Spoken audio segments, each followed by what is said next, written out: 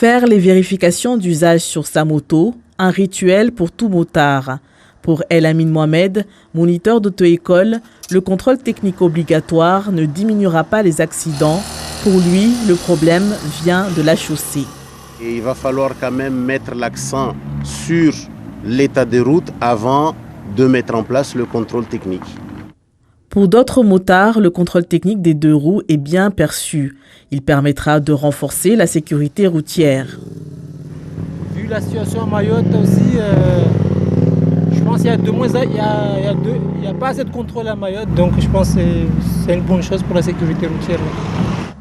À l'image du contrôle technique des voitures, tout sera passé en revue à l'occasion du contrôle technique des deux roues, à commencer par les éléments essentiels de la sécurité.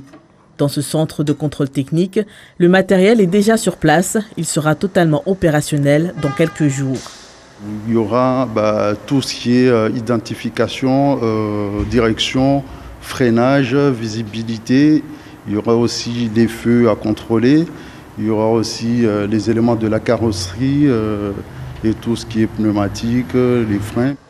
Pour l'instant, il n'y a pas de grille tarifaire établie, mais en cas d'absence de contrôle technique, on risque une amende forfaitaire de 135 € et jusqu'à 750 € en cas de condamnation par un tribunal de police.